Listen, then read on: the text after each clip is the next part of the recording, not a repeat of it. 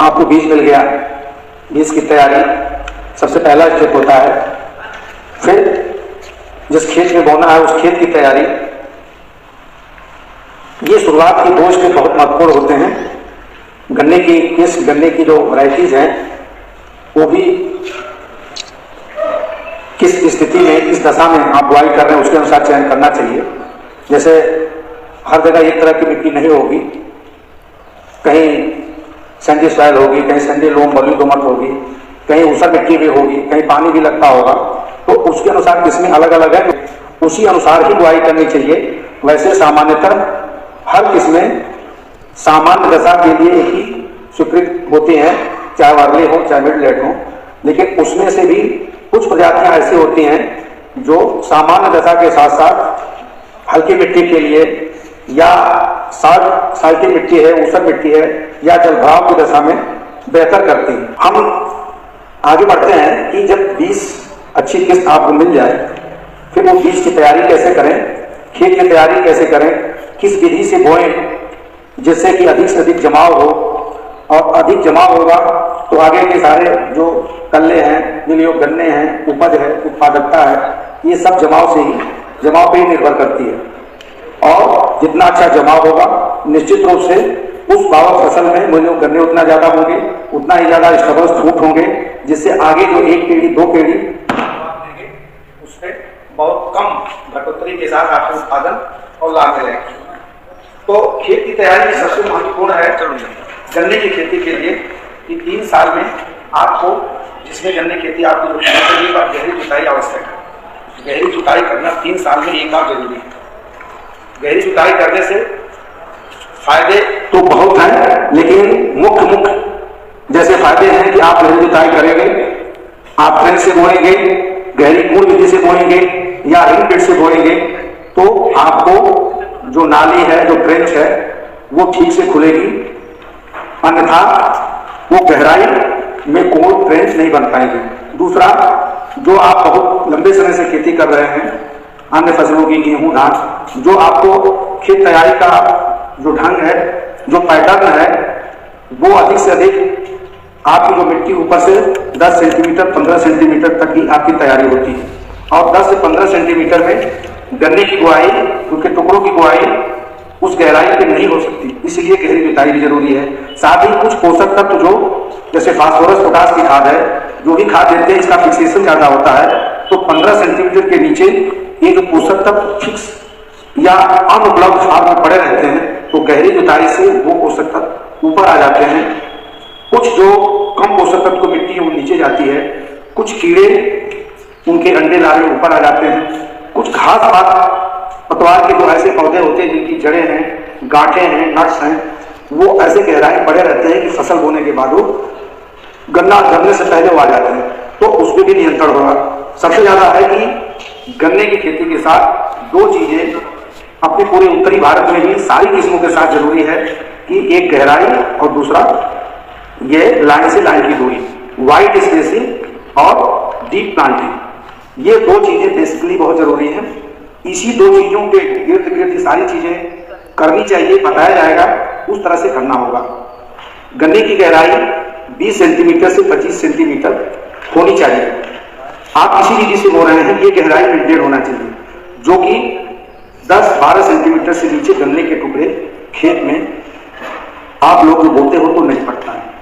Line से line की दूरी 4 फीट 4.25 फीट होना चाहिए, 4 फीट 4.25 फीट होना चाहिए लाइन से लाइन की दूरी। ये 2 चीजें बहुत जरूरी है।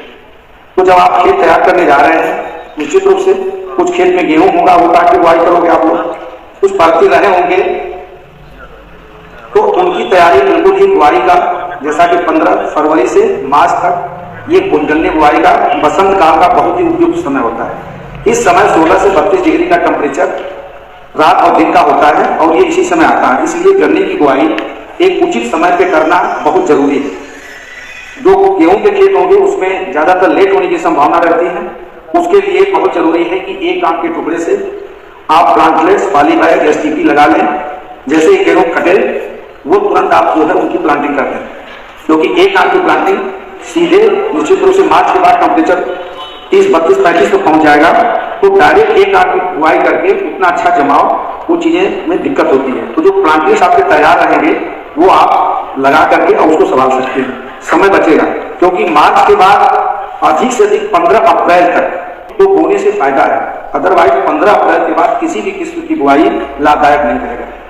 तो इस तरह से प्लान बना के आपको जो चलना है, तरह तरह की बीमारियां, तरह तरह के कीड़े इस तरह से वातावरण में मिट्टी में बढ़ रहे हैं, कब किसका आपतन हो जाएगा। इसलिए गन्ना बोते समय ही मृदा का उपचार, बीज का उपचार बहुत जरूरी है। इसमें कोई लापरवाही नहीं करना चाहिए, समय दे करके बुआई करनी भी ठीक से करनी चाहिए। क्योंकि जब गन्ना खेत से कट जाता है बीज, तो 3 दिन अधिक से अधिक 72 घंटे के अंदर जो आंखें हैं वो स्प्राउट इनिशिएट हो जाती है, स्प्राउट करने लगती है। और एक हफ्ते में वो आंखें पूरी फूट करके वो चल देनी चाहिए। ये ध्यान रखना है कि बीज हमें कटने से और आंख ज्यादा से ज्यादा स्प्राउट कर जाए, इसमें विलंब ना हो। इसलिए गन्ना काटिए, 2 आंख के टुकड़े बनाइए। अगर 2 आंख की बुआई कर रहे हैं, 1 आंख की बुआई कर रहे हैं, 1 आंख के टुकड़े बनाइए, तो बीज उपचार जरूर करिए। बीज उपचार जरूर करिए बावस्टीन से, फफूंदनाशक से, क्योंकि ये जो रेड रॉट है, स्मट है, विल्ट है, ये सब फफूंद जनित ही। तो बावस्टीन है, कार्बेंडाजिम है, और जिन खेतों में जैसे दीमक की समस्या है तो क्लोरपाइरिफास है, इंडाक्लोरपिड, वो ज्यादा कंट्रोल होता है। ये जब बुआई करने जाएंगे कोड़ों में प्रयोग करने से और बेहतर लाभ होता है। शुरू में जब आप खेत तैयार करें तो ट्राइकोडर्मा एक फफूंद वो जैव उत्पाद है, फफूंद नाशक। तैयारी के समय, अंतिम जुताई के समय ट्राइकोडर्मा जो उत्तर प्रदेश गन्ना शोध परिषद में तैयार होता है, बाम्बुस नाम दिया गया है। ये एकड़ के लिए 1 एकड़ में अधिक से अधिक 5 किलो, मतलब 4 से 5 किलोग्राम जरूरत पड़ेगी। 1 कुंटल सड़ी गोबर की खाद में मिला करके, नई गोबर की खाद है उस खेत की मिट्टी में ही मिला करके बिखेर दें और अंतिम कल्टीवेटर चला के पाटा लगा के फिर आप बुआई शुरू करें। तो और अगर दीमक की समस्या है तो उस समय आप ये क्या कहते हैं, इंडाक्लोरपिड या बारवेरिया बेसियाना मेटाराइजियम, ये भी बाहर लगा हुआ है, ये ही जैव उत्पाद है, इसको प्रयोग कर सकते हैं। दीमक के लिए बेस्ट रहेगा, सस्ता भी रहेगा और वातावरण, मिट्टी की जो स्वास्थ्य, इस सब के दृष्टिकोण से सूक्ष्म जीवाणु बढ़ाने के लिए ये बारवेरिया और मेटाराइजियम ये ठीक रहेगा। तो आप अंतिम जुताई के समय इनको मिला सकते हैं। यदि अंतिम जुताई के समय आप नहीं प्रयोग किए हैं तो कोन में, ट्रेंच में तो डालना अति आवश्यक है। अब आपने बीज को उपचार कर लिया, 1 या 2 आंख के टुकड़े तैयार कर लिया, तो निश्चित रूप से 1 आंख से जमाव भी ज्यादा होता है, बीज भी कम लगता है और जो टिलरिंग होती है वो भी ज्यादा होती है। तो इसलिए कोशिश कीजिए कि निश्चित रूप से अच्छी किस्में जो है बीज कम होगा। अभी 238 को विस्थापित किया जाना है। जो 4-5 पॉपुलर किस्में अर्ली में ही जो है, सामान्य में भी 2 किस्में अच्छी हैं, तो उनका बीज आपको त्वरित गति से अपने खेत के लिए, अपने क्षेत्र के लिए बढ़ाना है। तो 1 आंख से मल्टीप्लिकेशन, करीब 1 कुंटल गन्ना आपके पास है, 1 साल में 30 कुंटल 35 कुंटल गन्ना हो जाएगा। वही 2 आंख से मल्टीप्लाई करोगे तो 10 से लेकर 15 कुंटल तक ही 1 साल में 1 कुंटल से होगा। इसलिए बेहतर है कि 1 आंख से आप मल्टीप्लिकेशन करें, जिससे कम समय में अधिक से अधिक बीज आपको मिले और उससे आप दूसरे अन्य किसान को भी दे सकें। तो इस तरह से उपचार करके, उपचारित करना बहुत जरूरी है, क्योंकि निश्चित रूप से हार्ट वाटर ट्रीटमेंट सभी लोग तो कर नहीं पाओगे। तो जरूरी है कि कम से कम घोल में ही आप उसको उपचार कर लें, और उपचार करने के बाद बावस्टीन से कर लें, वो भी बहुत हर जगह उपलब्ध है, बहुत अच्छी दवा भी है। अधिक से अधिक 100 ग्राम दवा ले लें, 1 एकड़ के लिए 100 लीटर पानी में डाल करके आप आधे घंटे टुकड़ों को डाल दें और बुआई कर दें, किसी कोई भी किस्म हो। तो इस तरह से अब जो मेन चीज है, बात आती है कि किस विधि से बोएं, किस विधि से गन्ने की बुआई करें, क्योंकि निश्चित रूप से जो किस्में हैं काफी हाइट की भी हैं, मोटाई भी है, हाइट की सारी किस्में हैं, उनको खेत में 12 महीने खड़ा रहना है, तो कैसे वो न गिरे, ज्यादा से ज्यादा उसकी जड़ें विकसित हों, फूट मजबूत हों, इस सारी चीज के लिए किस विधि का चयन करें। जैसा कि सामान्य विधि है, सामान्य विधि में उथली कोण विधि, नाली विधि, गहरी कोण विधि, गहरी नाली विधि। आप लोग की ज्यादातर की विधि है उथली कोण विधि, रेजर से नाली तोड़ करके। लेकिन अब उथली कोण विधि, नाली विधि तो बिल्कुल ही लाभ नहीं, क्योंकि 1 फीट का घेरा गन्ने की जड़ों को लिए चाहिए। अब उस 1 फीट के लिए शुरू में गहरी जुताई की चर्चा हुई। 1 फीट में ही सारी चीज गन्ने की जड़ों को पोषक तत्व से लेकर के, पानी से लेकर के और मजबूती से लेकर के जड़ों की, ये निर्भर करेगा कि गन्ना कितनी मजबूती से, कितने वजन के साथ खेत में खड़ा होगा। तो इसके लिए जरूरी है विधि। अब उथली कोण विधि से गन्ने की बुआई करके इन किस्मों को आप 12 महीने खेत में बिना रिस्क खड़ा नहीं कर सकते। इसलिए कम से कम हमने गहराई बताया 20 से 25 सेंटीमीटर गहराई के टुकड़े जाने चाहिए, उतने गहराई पे बोना चाहिए। और इसीलिए गहरी कोण विधि निश्चित रूप से सभी लोग पेड़ से नहीं कर पाओगे, रिंग फिट से नहीं कर पाओगे, तो कम से कम ये अगर नहीं आप करते हो तो गहरी कोण विधि से ही गन्ने की बुआई करें, जिसके लिए डीप फरोवर गहरी कोण निकालने का यंत्र आ चुका है मार्केट में और एडजस्टेबल भी है। उससे आप 135 सेंटीमीटर पर भी दोनों को लगा लीजिए या 120 पे लगा लीजिए, लेकिन 120 से कम पे उन फरों को सेट न करिए। अगर डीप फरोवर यंत्र नहीं मिल पा रहा, नहीं उपलब्ध हो पा रहा, तो जिस रेजर से आप बुआई करते हो, शर्त यह है कि गहरी जुताई आपकी होनी चाहिए। जो टाइल्स लगा है वो नया लगा लीजिए, घिसा हुआ ना हो, तो 20 सेंटीमीटर तक इससे भी गहराई में नाली आप खोल सकते हो। लेकिन अब हमको लाइन से लाइन की दूरी मेंटेन करनी है, उससे आप खोलोगे ज्यादातर 2 फीट या 2.5 फीट आप लाइन से लाइन की दूरी आपकी जो है होती है। 3 फीट से कम पे उस रेजर से नाली नहीं खोलनी है। 3 फीट आप पूरे खेत तैयार कर लिए हैं, एक तरफ से 3 फीट पे आप रेजर 3 उसमें एडजस्ट करें, उसे खोल दीजिए। जब आप गन्ने की बुआई करिए तो शुरू से 2 लाइनों में बोलिए, 2 नाली में बोलिए, तीसरी को छोड़ दीजिए, फिर आप 2 को बोलिए, तीसरी को छोड़ दीजिए। इससे क्या होगा कि आपने गहराई मेंटेन कर ली। जो लाइन से लाइन की दूरी है वो 4 से 4.25 फीट आ जाएगी। जो 2 नाली बोए वो पेयर में गन्ना है, 2.25 फीट दूरी आ जाती है, और एक नाली जब आप छोड़ दिए हैं तो 4-4.25 फीट लाइन से लाइन की दूरी मीन्स एक पेयर से दूसरे पेयर में दूरी आ जाती है। तो जो हमें जरूरत है, लाइन से लाइन की दूरी ज्यादा हो, गहराई हो, और मैकेनाइजेशन, क्योंकि श्रमिक की समस्या मैनुअल हर जगह है। गन्ने की खेती में तो आदमी की ज्यादा श्रमिक की जरूरत होती है, कभी कभी श्रमिक न मिलने से आप कई ऑपरेशन नहीं करते हो। तो मैकेनाइजेशन गन्ने की खेती का, जो जैसे लार्ज फार्मर है जिनके पास 10 एकड़ 12 एकड़ से ज्यादा है, तो वो तो मैकेनाइजेशन को आना ही पड़ेगा। तो मैकेनाइजेशन तभी संभव है जब आप कम से कम 4-4.25 फीट की एक पेयर से दूसरे पेयर या एक लाइन से दूसरी लाइन की दूरी होगी। वही छोटे ट्रैक्टर, छोटे कल्टीवेटर, यहाँ तक कि अर्थिंग के इंस्ट्रूमेंट वो सभी आ गए हैं, वो आप चला सकते हो। इसलिए इस विधि से आप कर सकते हो। 2 नाली को छोड़िए, 2 नाली बोलिए, अन्यथा डीप फरोवर से आप 135 सेंटीमीटर पे अपना, उसमें तो फ्रेम में 2 ही आएगा, तो उसको सेट करके आप बुआई करिए। दूसरी जो विधि है ट्रेंच विधि है। निश्चित रूप से सामान्य विधि से कम 15-20% उपज भी ज्यादा मिलती है, रिकवरी भी जो है 1 यूनिट तक बढ़ जाती है, ऐसा परीक्षणों में पाया गया है। तो ट्रेंच विधि इस समय सारी किस्मों की बुआई के लिए बेस्ट विधि है। अब यदि आप गहरी जुताई की है तो ट्रेंच भी बहुत आसानी से कर सकते हैं, ट्रेंच भी खुल सकता है। ट्रेंच में जो चौड़ाई होती है 1 फीट के आसपास ट्रेंच जिगर से खुलती है, उसमें भी आपको 2 लाइनें बोना है। कहीं कहीं क्या पाया जा रहा है कि ट्रेंच में भी एक ही लाइन बो रहे हैं। जब ट्रेंच में 1 लाइन बोना है फिर आप डीप फरो से बोलिए, अन्यथा ट्रेंच से अगर बुआई करेंगे तो 2 लाइन लीजिए, वर्टिकली लीजिए, 2 आंख के टुकड़े बोलिए या 1 आंख के टुकड़े डायरेक्ट बोलिए। तो ये सब चीजों का पालन करना होगा, अन्यथा ट्रेंच खोल करके 1 लाइन इसमें बोना।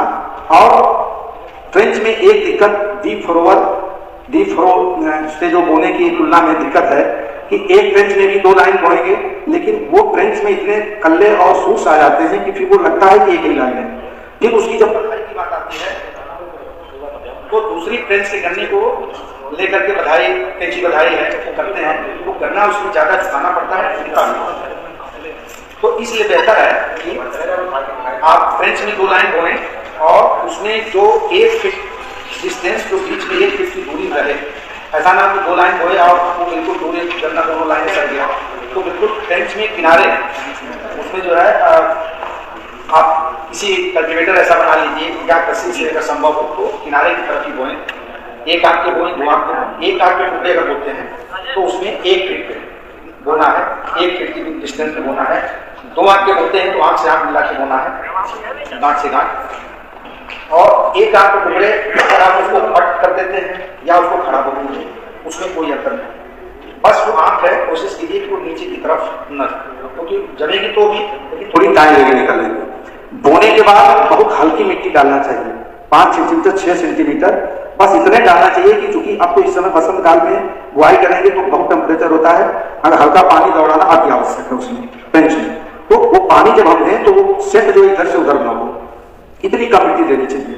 और गन्ना जमता रहे, 1 महीने बाद फिर हल्की मिट्टी डालिए, हल्का पानी दीजिए, फिर दूसरे 2 महीने बाद फिर हल्की मिट्टी डालिए। इस तरह से जून तक जब करते हैं तो ट्रेंच जो है बंद हो जाती है और एक ट्रेंच से दूसरे ट्रेंच के बीच में जो जगह वहां पर ट्रेंच बन जाती है। तो एक तरह से अर्थिंग और ये चीजें होती रहती हैं।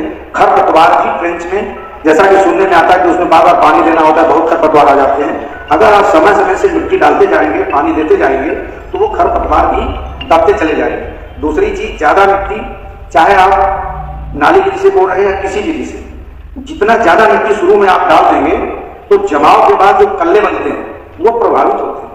उनको जून तक बिल्कुल सारे कल्ले, ऐसा नहीं कि जो मार्च में बोए उसके ऊपर भी मिट्टी बिल्कुल खूब आ गई और जो कल्ले मई के बाद निकले उनके ऊपर भी। तो इस तरह से मिट्टी पड़नी चाहिए कि जैसे कल्ले निकलते जाएं उन पे उसी तरह से मिट्टी बढ़ती चली जाए, तो वो कल्ले प्रभावित नहीं होंगे। और ये जो कल्ले बनते हैं गन्ने में जमाव के बाद, जैसा कि जमाव का 30% जो योगदान होता है पैदावार में, गन्ने की पैदावार में जमाव का ही 30% है, 30% किस्मों का योगदान है। तो इस तरह से जमाव जितना अच्छा होगा, फिर उससे जो कल्ले बनेंगे, जो कल्ले बनने की अवस्था है गन्ने में 3 महीने की होती है, 3-3 महीने की गन्ने में 4 अवस्थाएं होती हैं। अब आपका जमाव अवस्था जब समाप्त हो जाता है 3 महीने अप्रैल लास्ट तक, जो गन्ना मार्च लास्ट में बोए हैं वो अप्रैल लास्ट में जम जाएगा, तो उसके लिए मई जून जुलाई 3 महीने काउंट होगा कल्ले बनने के लिए। तो जो 3 महीने कल्ले बनने की अवस्था है ये बहुत ध्यान देने की अवस्था होती है, क्योंकि उसी समय बहुत ज्यादा तापक्रम होता है, उसी समय कल्ले गन्ने में बनते हैं। और जितने कल्ले 3 महीनों में बनेंगे, 3 महीनों में बनेंगे, उसी पर निर्भर है कि आपके कितने मिलियन गन्ने बचेंगे, कितने वजनी होंगे, प्रति गन्ना वजन कितना होगा और कितने जल्दी वो मैच्योर होगा। जून के बाद जितने कल्ले बनते हैं उन कल्लों को कोशिश करनी चाहिए कि जून के बाद कल्ले बहुत कम बने या न के बराबर बने, क्योंकि जो जून के बाद बरसात में कल्ले बनते हैं वो उनकी मोर्टेलिटी लगभग 90% ज्यादा हो जाती है, बहुत कम बचते हैं। जो गन्ने आपके कल्ले बचते हैं वो ये 3 महीनों के ही होते हैं।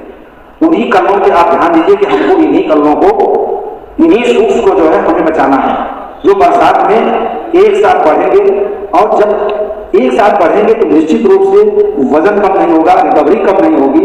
अन्यथा अगर इधर के कल्लों पे ध्यान नहीं दिए, बरसात में कल्ले ज्यादा निकले तो वो खुराक तो उसी जो स्टबल्स के पास उसी से लेना है, वो खुराक ले लेंगे और उनको समय मिलेगा बढ़ाने के लिए 3 महीने अधिक से अधिक। सितंबर के बाद मैच्योरिटी अवस्था शुरू हो जाती है। जो ग्रोथ स्टेज है वो जून के बाद जुलाई अगस्त सितंबर 3 महीने गन्ने को बढ़ना है। सितंबर के बाद उसमें चीनी बनने लगती है, उसकी परिपक्वता अवस्था आ जाती है। तो इसलिए अब हम बरसात में जब आप लोग दोगे तो उस समय बढ़वार की अवस्था है, उस समय वही कल्ले निकलेंगे और वो कल्ले हमें किसी काम के लिए उनको ज्यादा नहीं निकलने देना है।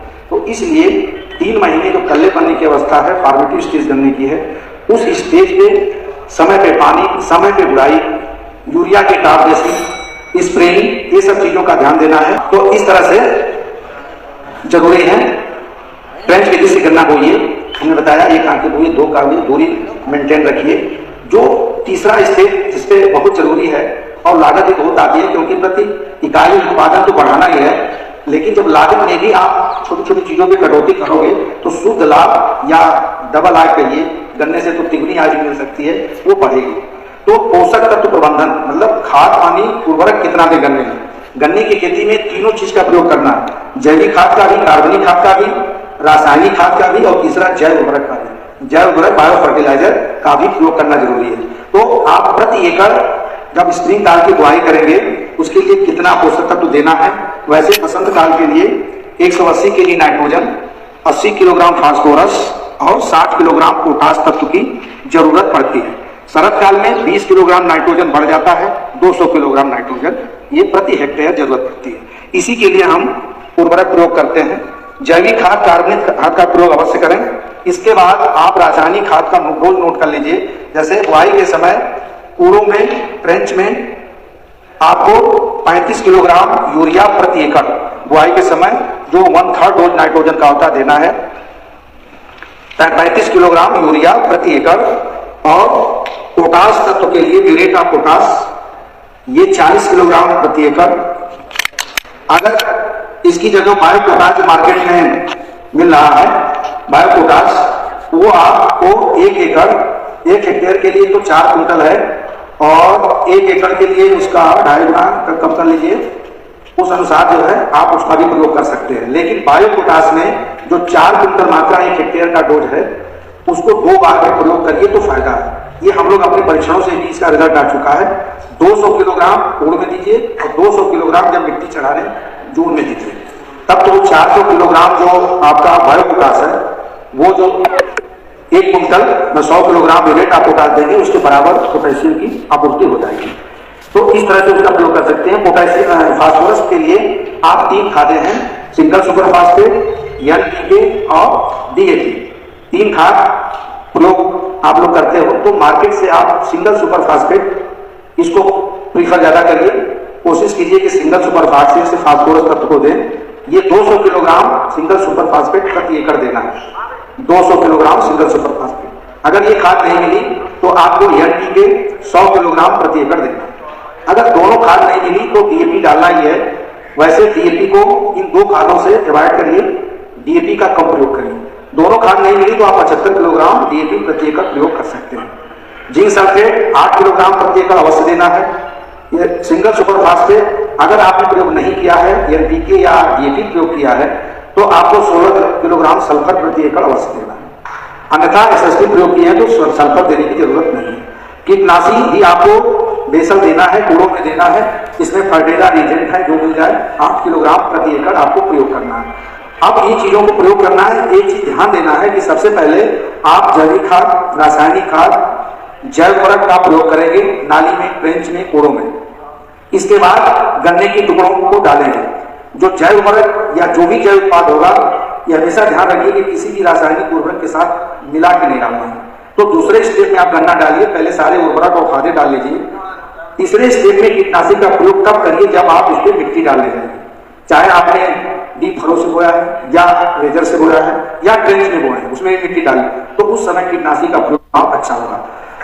तो मेन जमाव है और जमाव अच्छा होगा। उसके बाद इसकी पानी लगाइए और तुरंत जमाव होने के पानी लगाने के बाद 50 किलोग्राम यूरिया प्रति एकड़ टॉप ड्रेसिंग कर दीजिए और 50 किलो यूरिया एक बार जून में कर दीजिए। बरसात में बिल्कुल यूरिया का टॉप ड्रेसिंग न करिए। 5% 3 महीने बिल्कुल ध्यान देना है। कीड़े बीमारियों से, नमी से सब बचाए रखिए।